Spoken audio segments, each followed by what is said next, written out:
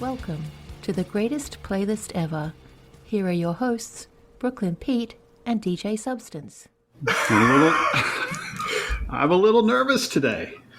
Why? Because I don't have the control. Hey, everybody. I'm Brooklyn Pete. And I'm DJ Substance. How you doing, man?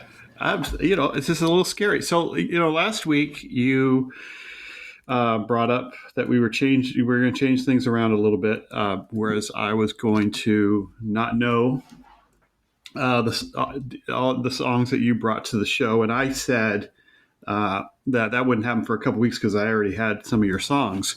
Right. But then this week in our production meeting, somebody brought up the fact that I'm old and said, "Why don't you just delete the songs, and then you won't even remember them." And I was insulted by that for a second, but then I thought, yeah.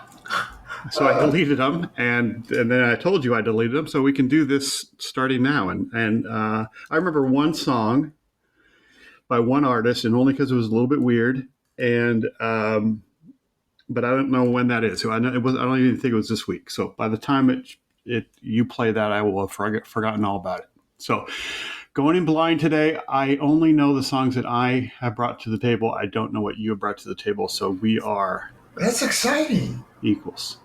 That was what was exciting for me the whole time. So listeners, Keith always had the upper hand, Brooklyn Pete. I like to call it control. I wouldn't say upper hand. And, control. Same thing. But he knew what I was playing, and I did not know what he was playing for a long time. So I think this is going to add element of spontaneity we needed. Yeah. And just like you, listeners, you don't know anything either one of us are playing. So right. That's a we good give thing. a little hints because of what the title of the episode is, which I leave it kind of vague, and the album covers. You can kind of guess. What I loved about, at least on my end up to this point, was when I didn't know what you were playing and I didn't know who they were, that's interesting to me. Mm-hmm. I mean, I may have heard a song, but I really don't know much about the artist. And then you share stuff, and I'm like, oh. And I don't know, because the artists themselves, even though sometimes a certain band's music you may not have enjoyed, because sometimes the record companies put forth songs from these bands that really weren't their best songs. Right. Yep. And then you hear something about the band that's like The Alarm, for example, and how the lead singer was like this, champion for, cancer and trying to help other people and all that stuff. So that, I guess that's an example of where the artists themselves and their character can add another element to, maybe I need to explore them a little bit more. Yeah. So that's the part that I like. It's just the element of surprise. Oh, yeah. And I just at the basic level, I like getting new songs from you. And again, I've started that playlist on Spotify of only the songs that I've gotten from you that are either from bands, songs that I knew that I didn't have before that I thought, I should have had that a long time ago, or songs by bands that I know but I don't know the song, or then completely new bands and songs or artists and songs together. And I've got at least, I think it's probably 50 now that I've got since we started this. So, and if I'm doing that, I imagine anybody that's listening to this gets something new every episode. So, sure. What do we do? A couple of just comments have been kind of light recently, but we had one comment on Spotify from Arf Guy. Listened to the last episode. It said, first off, sorry to hear about the loss of your friend, and he gave a rest in peace to Oscar. Great episode, and I can't wait to hear the new format with the third person, which the third person hasn't started yet, but that's somewhere that's still in the process. Soon. But this is a new process, so this will be fun. And then Anna, an old a student of mine that graduated, and she has been following us on Instagram. And for some reason, the Instagram Reels, I do the Reels and I put them out on Facebook, and then I connect it to Instagram. I'm not sure how it all works. But for the first few months, there was only like, 30, 40 views on Instagram. And now they're every week, or every one I put out is at least 800, 900 views on Instagram. Wow. So she commented on, I think she said she was proud of us, which I thought was cute. And then that's nice. Thank she you. said she can't wait for our merchandise, our merch. So I haven't even thought about merch, but I think we're that's way down the line. But we're lucky to have decals. Yeah, I got the decal. I got the stickers. I put one on my DJ booth too, and I have one here on the side of my monitor speaker. That's encouraging. Instagram is a really still a powerful platform, for spreading things. So let's keep that going for sure. Yeah, I don't know how it's exploded like that. I'm not doing anything different, and I don't know anything. I go on Instagram, and I'm immediately lost and confused. So I don't know what's going on there. But I do see how many times it's been viewed, and now I'm getting notifications that, hey, your reel reached 1,000 views. I was like, what the hell? When did that happen? So I'll just keep putting stuff out there and see what happens. Excellent. So yeah, that was the couple of the comments for the week. We need to close a poll. Closing episode 8 today. Episode 8 had Driven to Tears by the Police. There's No Home for You Here by the White Stripes. These Early Days by Everything But the Girl. Getting Away with It All Messed Up by James.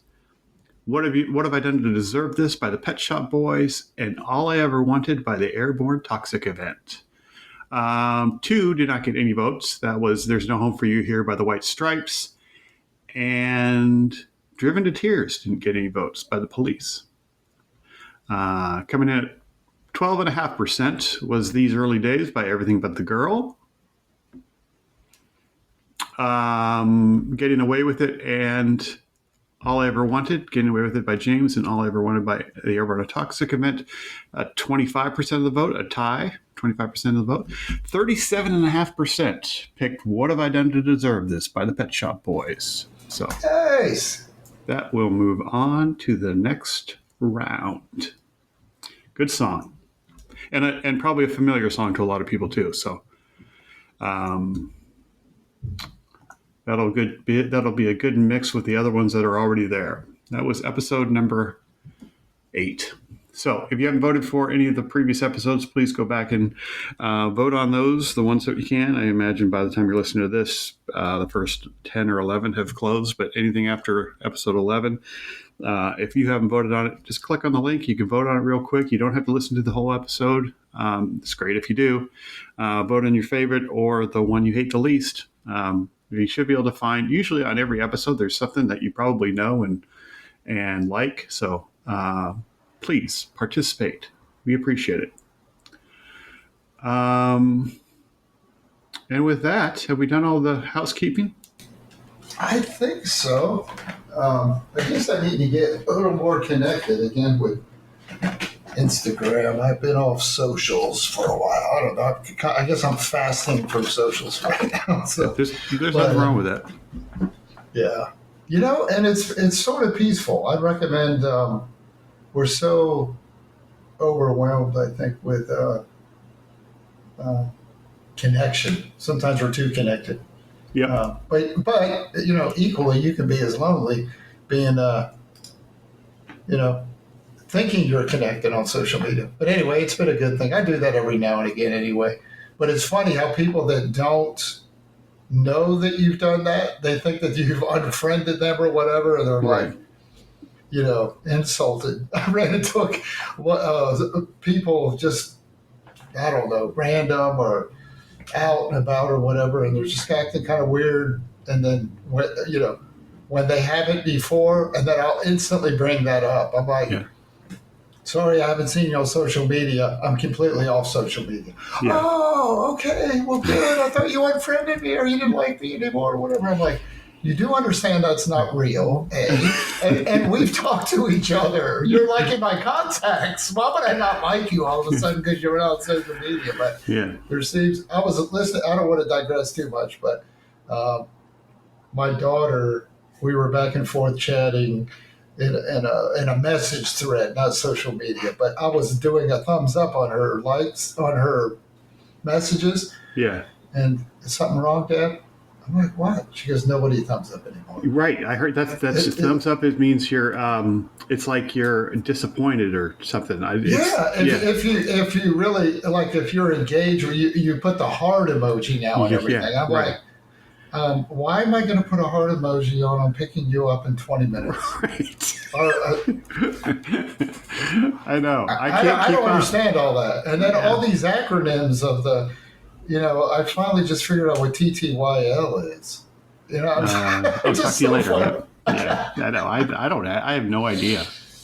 So she was putting RN on the bunch of stuff. RN, and I'm like, oh, right now. Right now, yeah. Spell. Why don't you spell? Remember when people used to spell? I'm going to start writing you letters. How about that, Ella? I have students that when they write, some of that is kind of abbreviated because that's how they type. So I have to say, you can't write like this. So well, that's good. I'm glad when you're doing pen to paper or, keys to Word or whatever they're typing in on the computer, they need to write things out. Yep. So, but I get it. They are a generation we are not. Yep. So, and I can't keep up anymore. So I'm just doing the best I can. No. So, well, what we can keep up with is doing this every week and listening. Yes, we do pretty well. So who gets to start? I am first today. Yes. I'm first today, and it's a band that we have played before. Played a few times before. In fact, I think one episode we played them twice. And this is Elbow. And the name of the song, it's actually kind of two songs that blend together. It's Flyboy Blue and Lunette. So.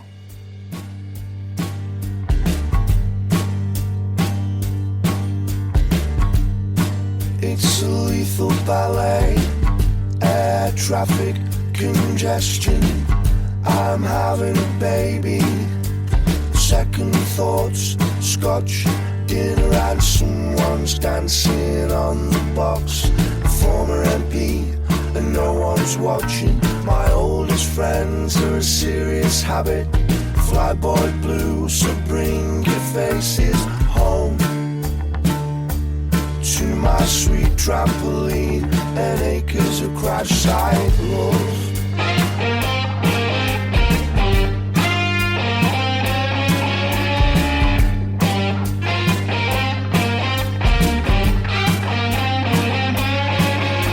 Someone's dancing on the box, former MP, and no one's watching. My oldest friends are a serious habit. Flyboy Blue, so bring your faces home to my sweet trampoline and acres of crash site love.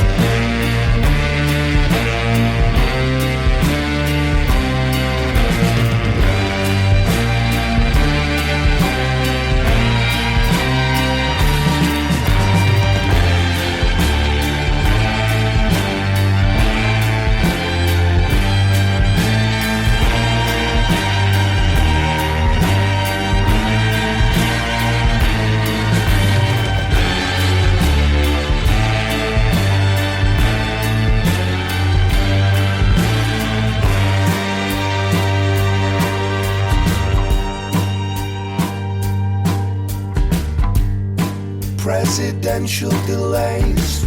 Suppose I'm just lucky. I'm having a shindig. Me, Red Bob, and the Ivory Host, and someone shouting on the box. A chinless prefect gone Godzilla. My newest friends have forgotten my name, but so have I. So far, so good at home. Trampoline and oceans of crash site love.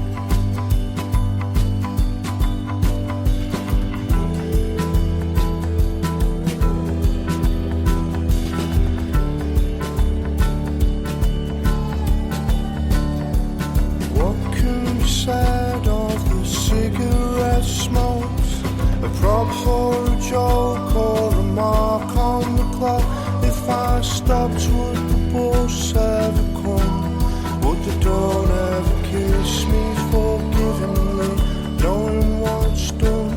Would the drivel make scribble make sense and then song? Would the woodbines deny black and northern man's lungs? Reverse as it may sound, I sometimes believe the tip to my lips just reminds me to breathe. What can be said of the whiskey and wine? Random abandon or ballast for joy that was scuppered with trust. Little more than a boy, and besides I'm in excellent company. I'm reaching the age when decisions are made on life and living, and I'm sure last ditch that I'll ask for more time.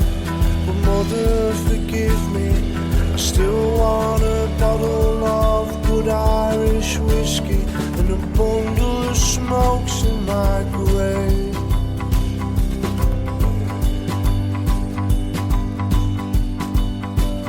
But there isn't words yet for the comfort I get from the gentle lunette at the top of the nape of the neck that I wake to. And where are the words for the leap in my chest when mischief appears either side of the scar on your nose, made by a rose thorn? So you claim by a rose thorn. That is Elbow from 2014, The Takeoff and Landing of Everything with Flyboy Blue and Lunette. Man, I must say, I don't have. They have a big catalog, Elbow, right? Pretty decent, yeah. But, Yeah, I don't 10 have LPs. all of the records, and I'm like, man, I love that one. I Yeah, just that was- downloaded that while we were listening to it. I downloaded it. So Good. That has My Sad Captain's on. It's probably my favorite track on this album. It comes out between Little Fictions, which came out in 2017, and Lippy Kids, which came out in 2011. This is 2014, and we've played songs from both of those albums. So it's got some good tracks on this album, and that one around 325. I noticed on the clock it changes from Flyboy Blue to Lunette. That kind of smoother part of the song on the end there. The first part, Flyboy Blue, is about being at the airport. I think when I saw them in concert, he was talking about, before he played the song, he was sitting in the airport. I think he was at JFK, could have been LaGuardia, and Obama was there, and his Air Force One was there, and his plane was delayed because they had to make room for Air Force One. So a lot of the lyrics of that are that delay that he was. I think it was the birth of a child was coming up, and he was had to get home back to London, and everything was a bit delayed. So that's what that song's about. I don't know how I missed this album. I'm still freaking out on that 2014 because 2013. I was listening to Elbow heavily then, but I had just moved to my last assignment in the Air Force in 2014. Yeah, that could have maybe been. That's why I just got too busy. I had a lot of people under me and stuff. But, Yeah. he said also when he was writing this record, Garvey, that he was broken up with his longtime girlfriend, and during the making of the record, it calls him to revise some of the lyrics. The opening track, "This a Blue World."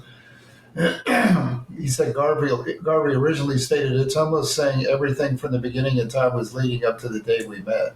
That's very romantic, but something I'm fond of doing when I'm offering up a huge romantic gesture is to point out the realities as well. He said after the breakup, that he changed the song to be sort of a summary or a mix of all the women he had dated in the past. He's very prolific songwriter, though. Yeah, it really is. And I think maybe the comment of when he was talking about somebody was a birth of a child, it may have been somebody else in the band.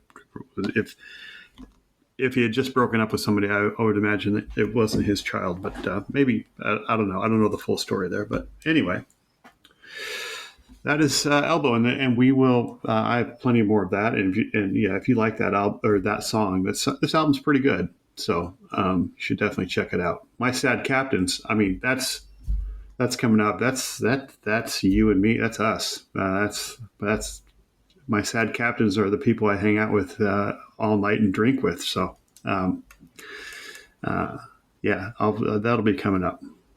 I like that song. It's one of my favorites. Excellent. But this is a good album. So yes. I think that's 2014. Yeah, I think that's about all I have on that one for Elbow. We've talked about Elbow before. One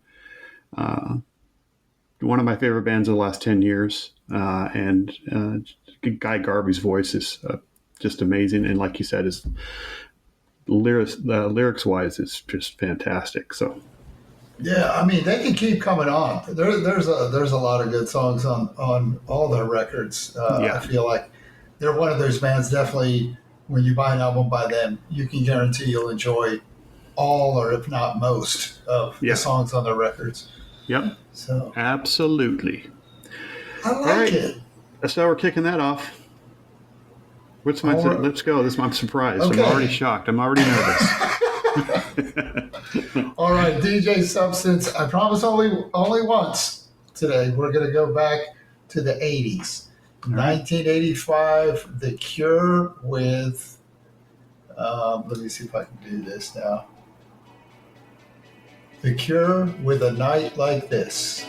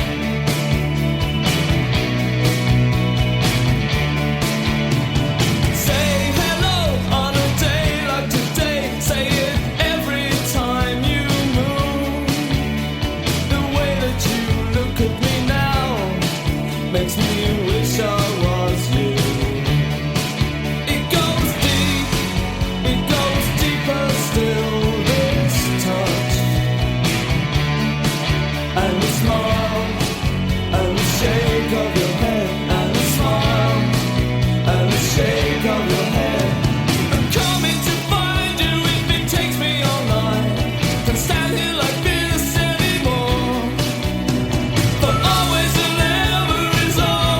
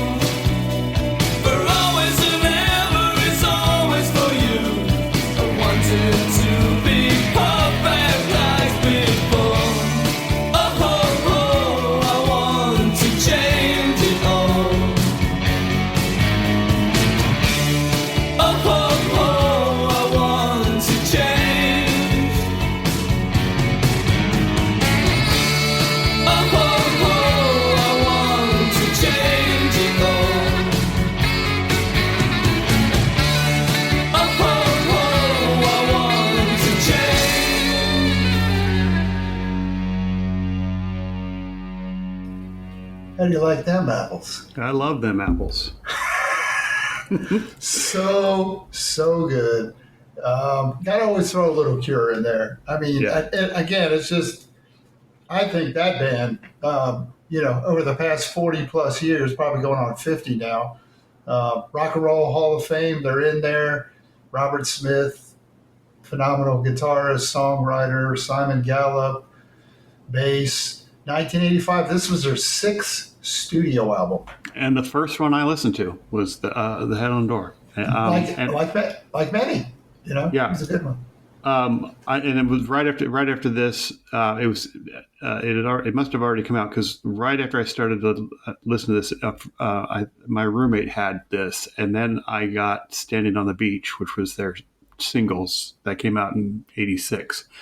And then so kind of got caught up with the back catalog a little bit, and then went back and bought some of the earlier CDs. But this was I didn't realize that this song, which is I thought was one of the more popular, wasn't even a single off of this. Well, no, it was. It was in the UK. Oh, it was. I know you probably don't see it on where you're looking. I can't remember. It wasn't a B-side. In Between Days and Close to Me were I think a lot of times when they list singles, they're usually domestic release singles. Yeah, Those were the two domestic release singles. Yeah. In fact, the B-side of In Between Days has a song called The Exploding Boy, and it's one of my favorite Cure songs ever. So what makes this record a little bit different for the Cure was that Robert Smith composed all of the songs on this album. So poor old Thompson had returned to the band after several years of an absence, and was another songwriter in the band as well. But this was a huge one. In Between Days, I can't think of ever any time I'm in a public setting at a nightclub or somewhere playing 80s music and I put that on, just like Heaven, same thing. Yeah. It'll pack the dance floor. Yeah, because it was right smack in the middle of the 80s. I always feel like the Cure, to me, and my experience with the 80s, are sort of the bookends of the 80s. I love their early stuff like Boys Don't Cry. And I always think, not just chronologically about 1989, but the whole Disintegration album by The Cure. Yeah. If I were to do a documentary on the 80s, that would be like a song something off of that in the credits. Pictures of You, or I don't know. They're synonymous to me with all of the 80s. The Right. Cure. Yeah. Yeah, you mentioned a little sidetrack. You mentioned 1989. Our British brothers on Music Is None of Our Business, their new episode is out, and they are highlighting LPs from 1989. So I'm looking forward to listening to that sometime this week. So yeah, those guys are phenomenal. I love listening to them. They're funny as shit too. Yeah. But this is, this was one of my first, and I've mentioned this before. This is around this time I really got heavy into that 5 core bands of The Cure, The Smiths, Depeche Mode, In Excess, and REM. All I just couldn't get enough of them, and it all started around 85, 86. So and then I was hooked. That kind of pulled me out of this. There was this 3-year period where I couldn't listen to what I considered classic rock anymore, because they were all the bands had either gone away or they had kind of succumbed to this MTV generation, and everything was about how things looked, or it was the hair band generation, and I was lost until I found this music, and I was like, okay, there we go, now I'm back. And The Cure was a big part of that, and I saw them in Germany in 1990. Or maybe 89, maybe summer of 89, at a little festival in Germany. They were just fantastic. So, And they're them. still fantastic. I shared before. I saw them a couple of years ago at two places, Houston and Denver, Colorado, and just even Robert Smith says it himself. He goes, "I feel like we're the best we've ever been as a band." Yeah. And no doubt they are. It's so incredible live. So, and you mentioned something earlier, and I want to clarify that too. Just full disclosure, Brooklyn Pete and I are not huge fans of the, or at all probably fans of the hair rock movement of the 80s. They're just sort of like cheesy record label stuff. That's not to say if you like it, hey, that's fine. We, again, we're sort of giving our own version of contemporary music and what we enjoy. But yes, I agree. I hated all that stuff. Yeah, it was terrible. I would just. It was just confusing to me because everybody loved it, and I was just like, God, I don't get. And I went to like Monsters of Rock with Def Leppard, and I went to all these concerts and stuff, and but I was just like, I'm not identifying with this at all. And Motley Crue and all that, I just couldn't. Poison, Warrant, I just couldn't. I just couldn't. I didn't get it. Maybe I was too old. I don't know. Well, I can say you mentioned one. Def Leppard had a album. I think it was called High and Dry. High and Dry. That was an amazing record, man. Yeah, that's really, really good. So they to me are sort of.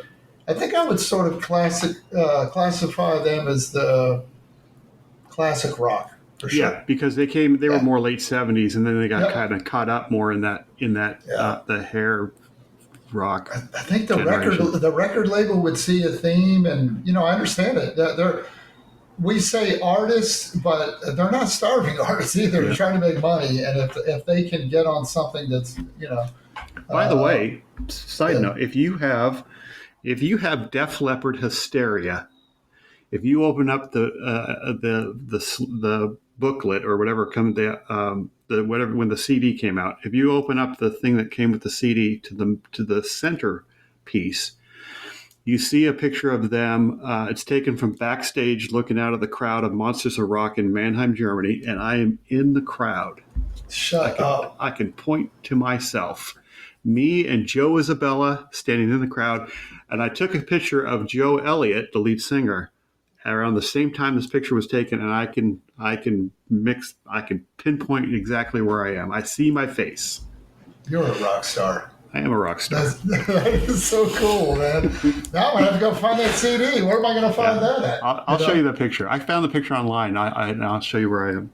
That's incredible. But yeah, this is a definite. I was going to tell you. Now I'm going to switch gears a little bit. We're going way off the rails. But okay. On our last podcast, we showcased the Thin Lizzy song, the Cowboy song. Yep. I went to Hog Wild yesterday and was just kind of browsing through records, and I found a used copy. I didn't pick it up. I should have. Of Jailbreak. It was $12 on vinyl. I'm like, I got to go back and get it. There you go. Got to go back and get it. Well, I'm going to go. I'm going to try to find that CD. That's on the Hysteria record. Hysteria, right? yeah. And it was funny because they were talking about this is just right after. It was actually the first big concert that they had after. I don't remember the drummer's name, who got in a car accident and had his arm amputated, and so this was the first time they had the drum kit where he was plays the drums a lot with his legs and with his one hand, and they were talking about how the Monsters of Rock in Mannheim was their first like coming out show with with.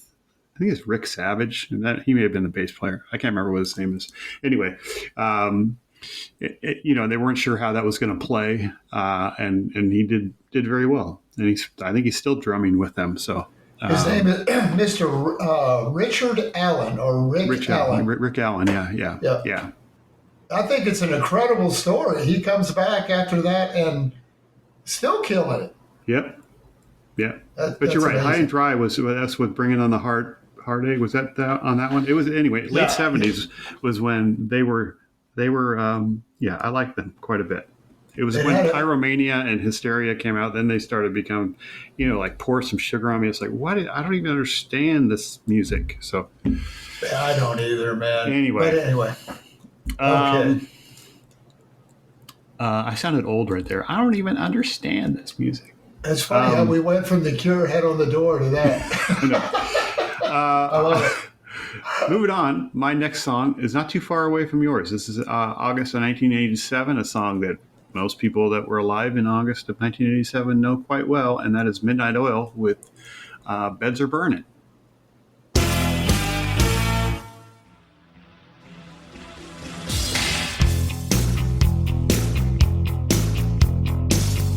Out where the river broke, the bloodwood and the desert oak, holding wrecks and boiling diesels, steaming 45 degrees. The time has come to say face fair, to pay the rent, to pay our share. The time has come. A fact's a fact. It belongs to them. Let's give it back.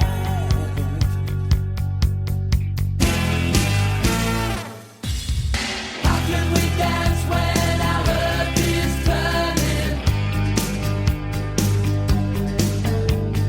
How do we sleep while our beds are burning?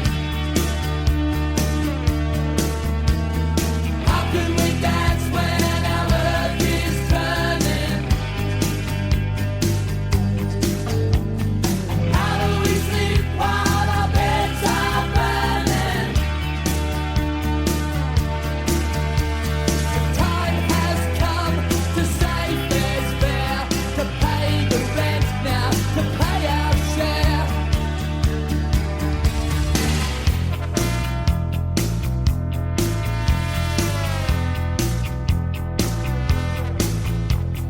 Bar will scare the cockatoos from Kentar East to yonder moon. The western desert lives and breathes in 45 degrees. The time has come to say fair's fair, to pay the rent, to pay our share. The time has come. A fact's a fact. It belongs to them. Let's give it back.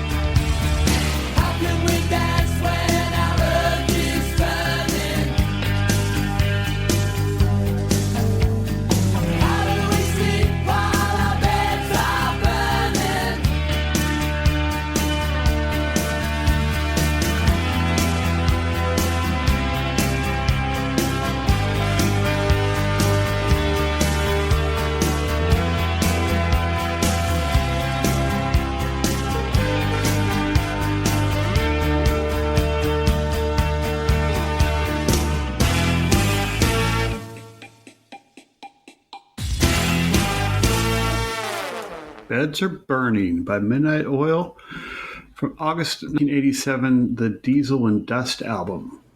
Man, I got to tell you, I love protest music. Oh, yeah. Me too. All of it. There was a lot of that in the 80s. Well, I think Midnight Oil is when I kind of can pinpoint when I gained some sort of social consciousness, where I really started to kind of. Really? I think so. Yeah. I mean, before I was, it wasn't like I was completely oblivious to things, but I was in my own world. I think kind of a little bit selfish and things, and I think Midnight Oil just kind of really opened my eyes to a lot of stuff going on. So. Well, and I didn't know till more recent that the song was about Aboriginal, and they're from Australia. Yep. Aboriginal Sydney, land rights. Yeah. And taking people's land from them and leaving them destitute and sort of marginalized from society. And I think I recall reading. I'm totally unprepared for this, of course, because it's a surprise, but. Right. The song actually did have some effect politically in a real sense. That wouldn't surprise me. Yeah, Peter Garrett was in Parliament. Peter Garrett's the lead singer. If you're familiar with Midnight Oil, you've seen them. He's probably about 6'6", skinny, bald, dances funny. But he's kind of the voice of Midnight Oil, and was in Parliament from, I think it was 2000. Early 2000s, 2004 to 2013, I think. And yeah, I'm sure it would have had a tremendous effect on the recognition of the Aboriginal people. I mean, if you look at the singles that were released off Diesel and Dust, The Dead Heart, Beds Are Burning, Put Down That Weapon, and Dream World are all about the disenfranchised and trying to make this world a better place. And it's just an amazing album. And then Blue Sky Mine came out after that, I think in 1990. And another amazing album that talks about, the mining industry and just, people destroying the lands, not just of the Aboriginal people, but everywhere. In 1989, maybe 1990, after the Exxon Valdez oil spill in Alaska. You remember? I'm sure you remember that. For those that don't know, a big oil tanker, Exxon oil tanker called the Valdez, ran aground in Alaska in Prince William Sound, and just leaked oil everywhere and destroyed a lot of the wildlife, and it was just a complete catastrophe up there. Midnight Oil hired a flatbed truck and played a concert in front of the Exxon building in Manhattan, and it shut down. I think it was Fifth Avenue. Just completely unannounced. The police came and didn't stop them. They played this concert. It's a documentary if you want to watch it. And then at the end, people are cutting up their Exxon cards on the street, and it was pretty cool. Midnight Oil had a huge impact on me as far as opening my eyes to different things going on in the world. So, well, too, Brooklyn Pete, this is another example of the power of the medium of music.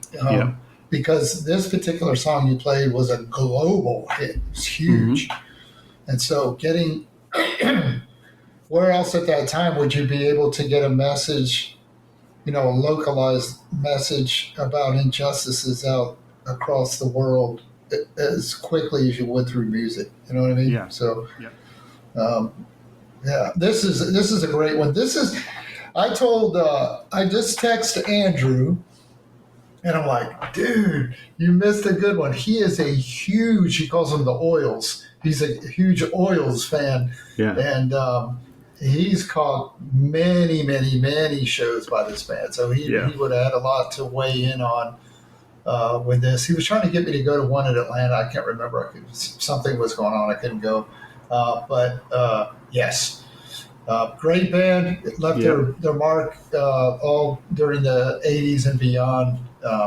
Yeah, I love them. And one more thing I'll say about this is when I went to see them at a festival in Belgium, and Greenpeace was there, and I bought a sweatshirt from Greenpeace, and I was just hanging out, just listening to everything Greenpeace had to say. I was trying to figure out, because I was, active duty at the time. I have an enlistment obligation. But I was thinking, God, how can I get out of the military and join Greenpeace? I was just like, I want to do it. Yeah, I took all of their pamphlets and everything they had. I was like, God, I feel like this is my calling. This is what I want to do. And then I don't know what happened. I was probably drunk at the time, but but yeah, it was it had a huge impact on me. And so yeah, that was. And at least I didn't join Greenpeace, but I am a lot more aware of what things going on in the world, and I pay attention to the human rights situations and stuff. So anyway, that's all I have to say about that. Really good choice there. Thanks for that. Not that I've forgotten about them, but that's a huge. Rolling Stone says it's in the top 500 greatest songs of all time. Yeah. And again, not just the song, that whole album is very good. So if you get a chance to pick that up, it's a good one. So excellent. All right. I'm ready for the next surprise. All righty. Are you sure? Yeah, that last one was good. I knew I knew the song, and I was like, okay. All right. Well, this one I've been kind of settling into this. I kind of like this. This is kind of fun. Okay. We're going to move all the way up to 2015, sir. All right. 10 years ago with Ryan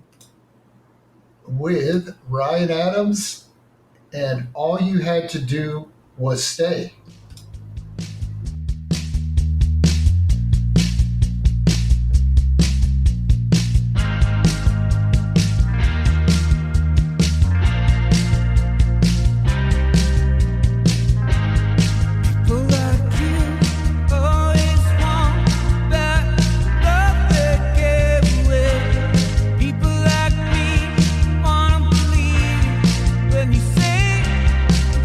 Change more, I think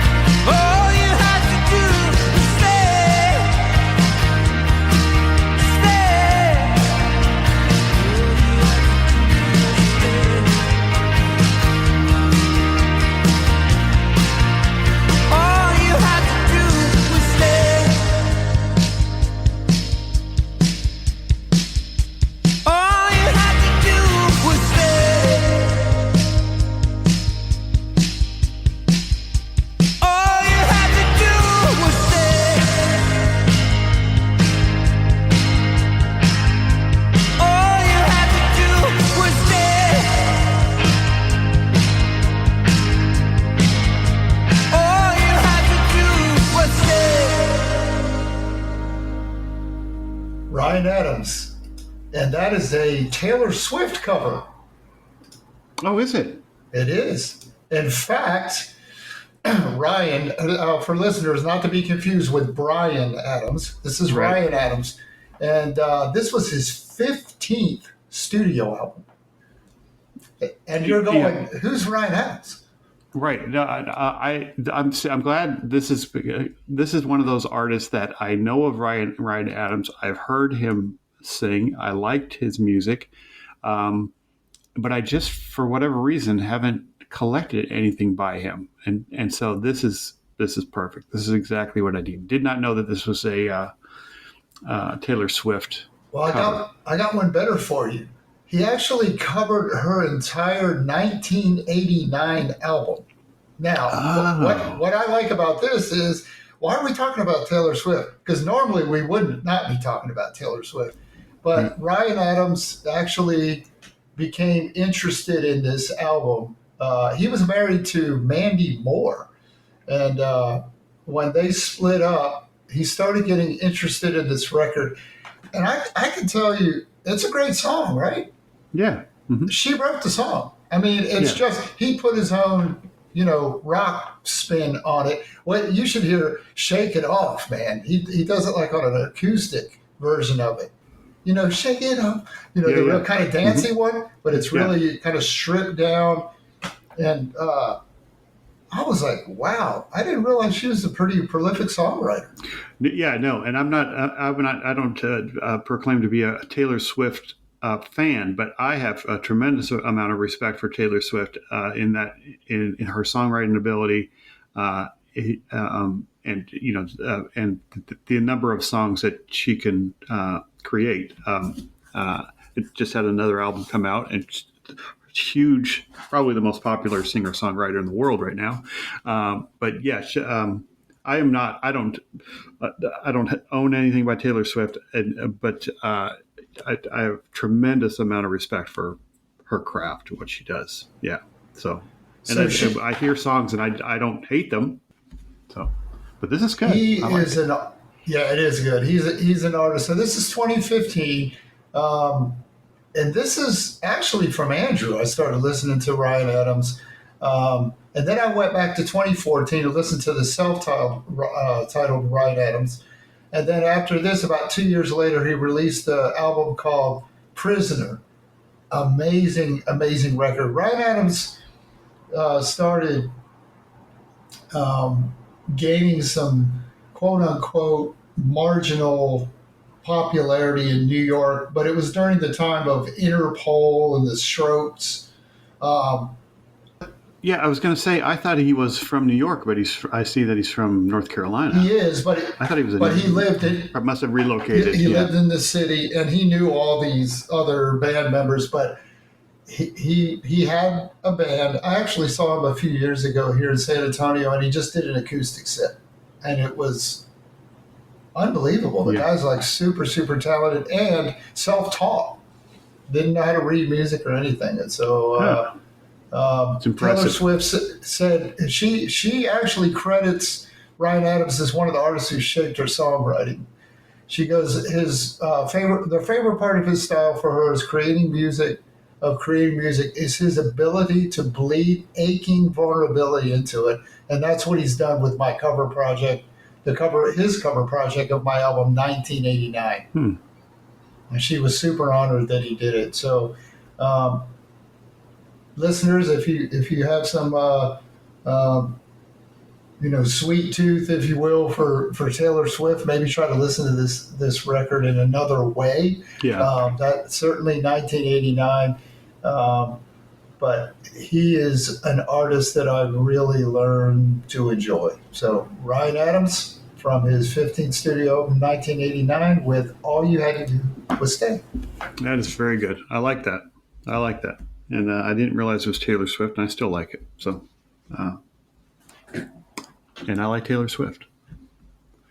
Yeah, good. And like I said, I'm looking forward to. I'm sure there's going to be more Ryan Adams coming. So, I will comment on another thing. Isn't it fun getting thrown off? I love that.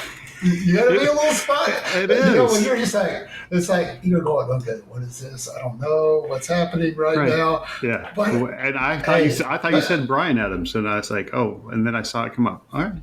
Yeah. Well, he's actually releasing new music as well. I think he just released an album last year. But anyway, that's Bryan Adams. This is Ryan Adams. Yep. And maybe it's just the way I'm wired. I love not knowing what you're going to play. I'm came in a little nervous. I'm starting to like it a little bit.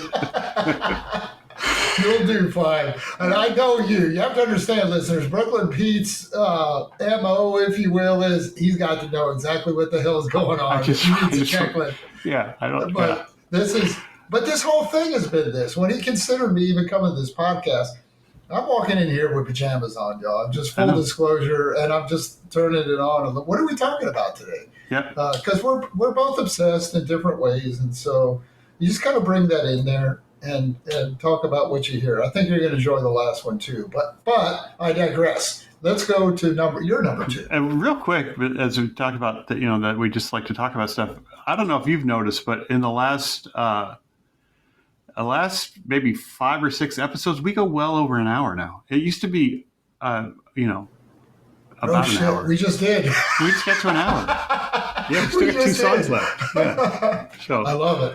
Sorry, Monstop Radio. I know. I don't know what they're doing. I don't know how they edit us out. Maybe they let us run long. They don't give a shit. They love us. So. Okay, so my last one, going back to 1972, a little bit of a nostalgic song for me, and that is Arlo Guthrie and The City of New Orleans.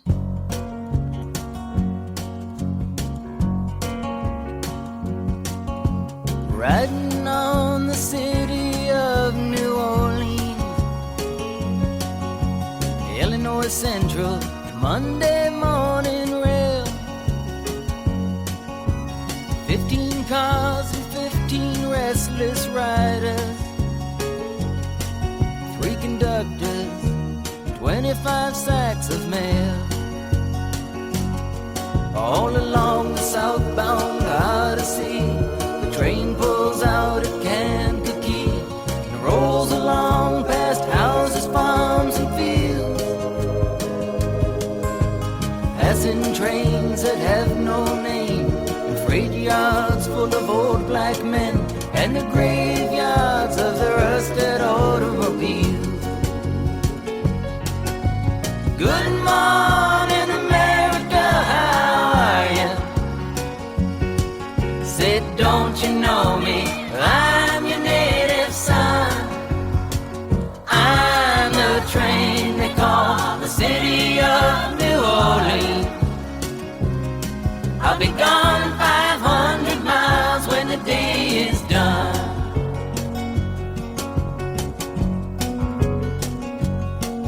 Dealing card games with the old man in the club car. Penny a point, ain't no one keeping score. As the paper bag that holds the bottle, you feel the wheels rumbling neath the floor. And the sons of Pullman porters and the sons of engineers write their father's magic carpets made of steel. And mothers with their babes asleep, rocking to the gentle beat, and the rhythm of the rails is all they feel. Good morning, America, how are you? Said, don't you know me? I'm your native son. I'm the train they call the city of New Orleans. I'll be gone 500 miles when the day is done.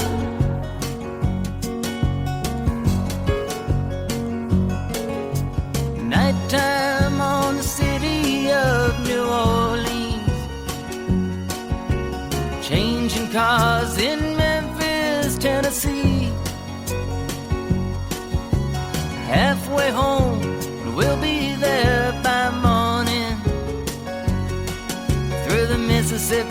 darkness rolling down to the sea.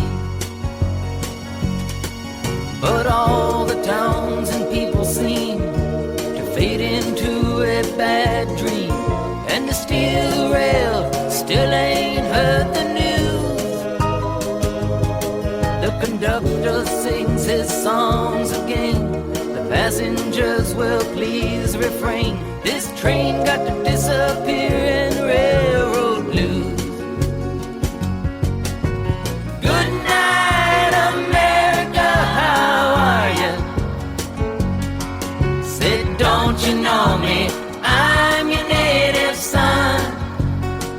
I'm the train they call the city of New Orleans. I'll be gone 500 miles when the day is done.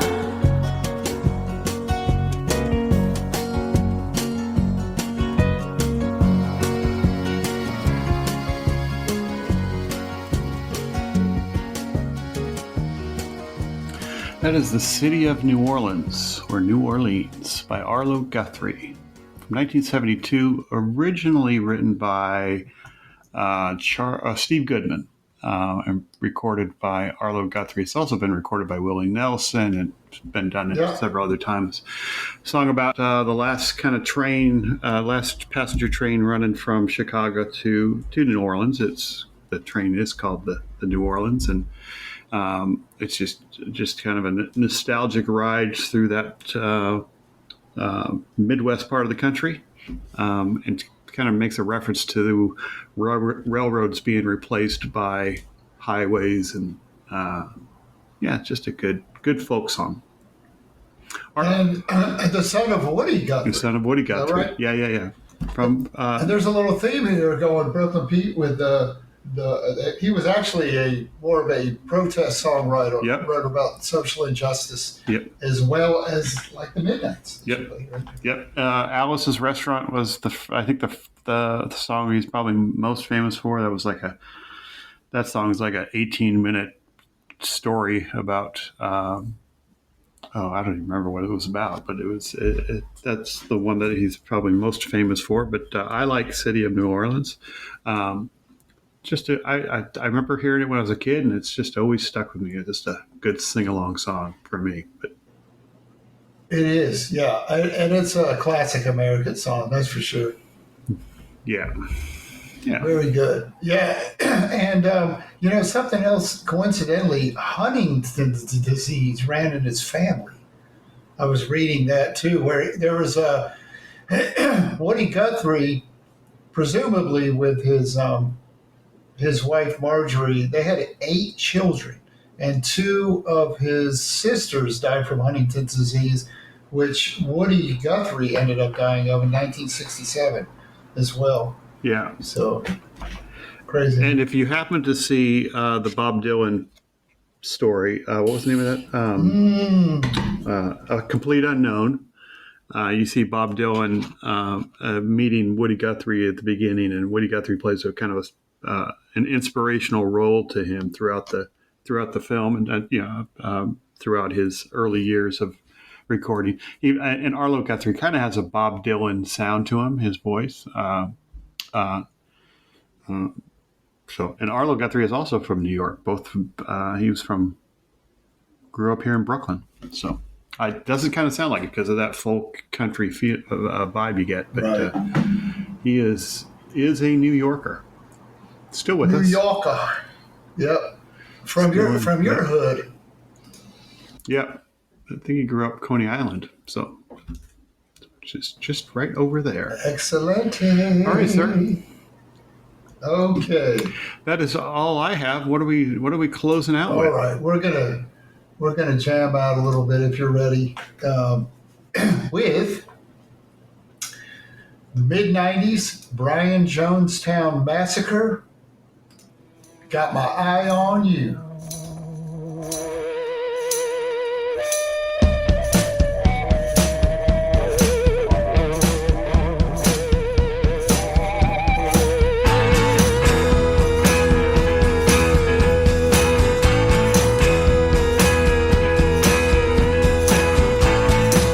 I've got my eyes on you.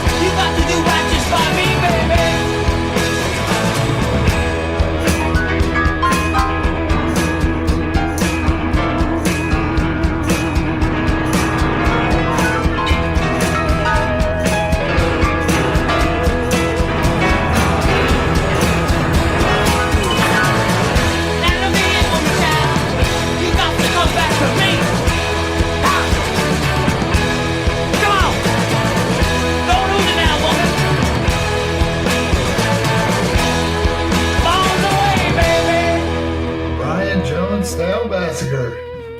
From what year? That was from the mid 90s. I think it was 90s. No, sorry, 98.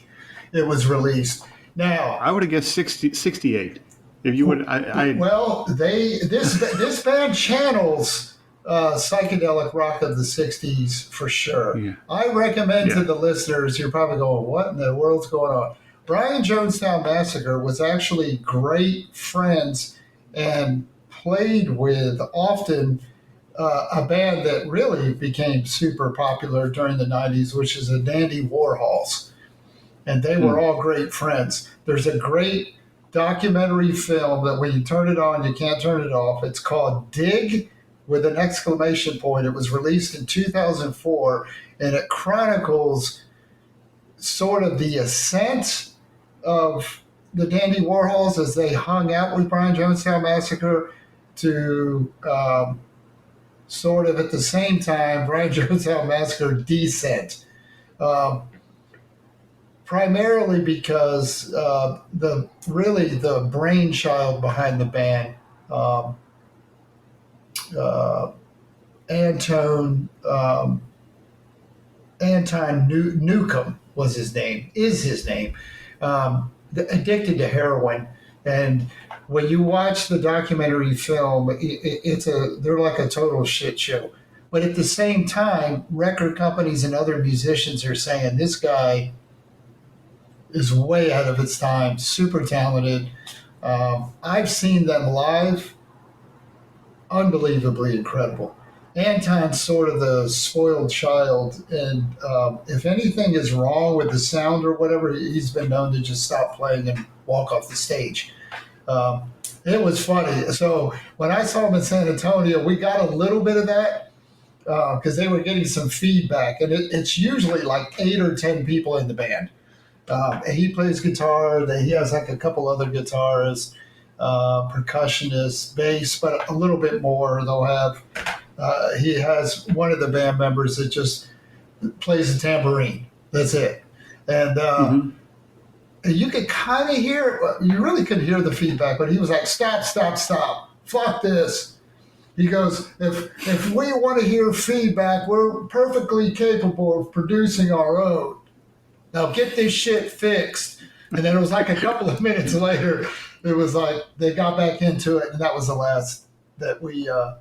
The guy obviously is much older now. He has the music stand up with his songs, but they literally have a huge catalog. This was off of Shred Out in Heaven, 7th studio album.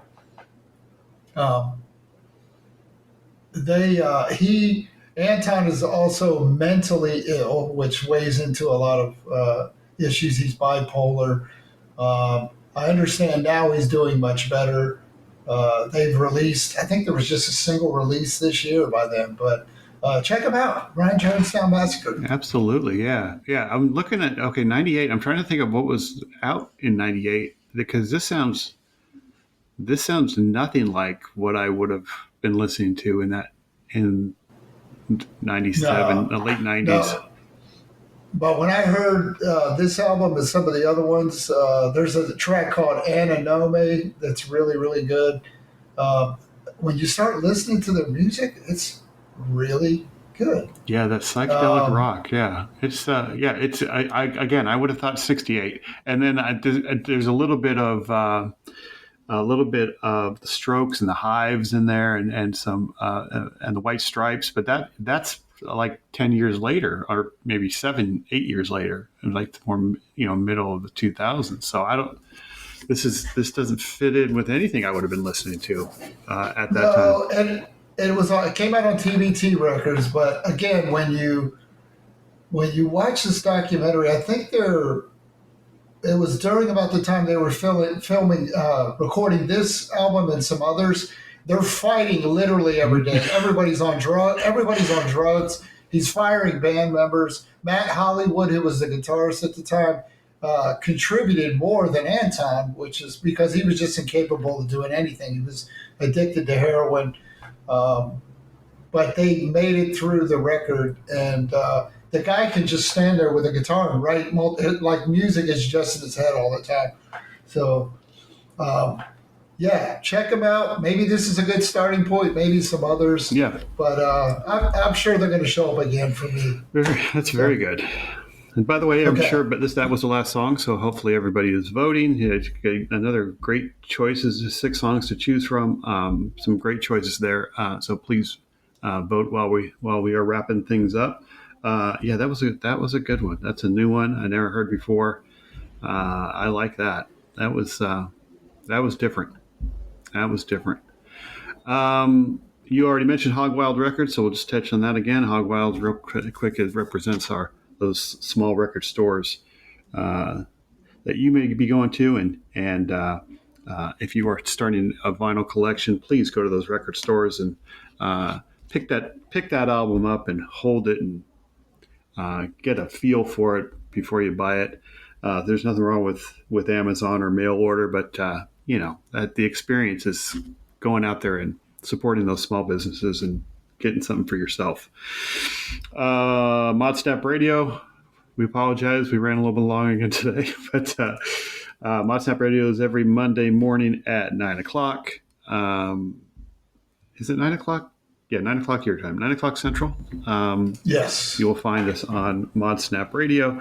Find us on Apple, Spotify, all those, Amazon, Mod Pods, any of those. Mod Pods, is that a thing? I may have just Did you made make that one. that up? I think I just made that one up. Castro, Podbean. Yeah, we're all over the place. I already mentioned the music is none of our business, but give them a listen. Where you find us, you'll find them. We like listening to them. Looking forward to hearing another episode this week from them. And yeah, that's another. This was different for me, but it's fun. I got to admit, not knowing is Super fun. kind of cool. So I'm looking forward to doing more of this. And sometime in the future, you've mentioned him a couple times now. We think Andrew's going to join us. I think he will. Maybe just part time. And it's possible that we may just leave an empty seat for whoever. If I'm kind of hoping Andrew comes on a little bit more full time, but we may just leave. If anybody's out there interested in bringing a couple songs, we may maybe we'll open it up for anybody. I should probably talk about that off air instead of announcing it. We are inclusive and not exclusive. So we'll see how this works, and if it works out, then it may be something we do maybe once a month or something. We'll have a guest. I don't know. We'll bring that up. I'll bring that up in the production meetings again and see what everybody says. With that, I think we are closing this one out. Another fun episode. Again, don't forget to vote. I feel like I'm missing something, but that's all right. I think we're good. Don't forget to listen to music every day. There you go. Every day. Yeah, it's so important. Keeps me going. Yeah. Keeps me going. So important. And we will see you guys next week.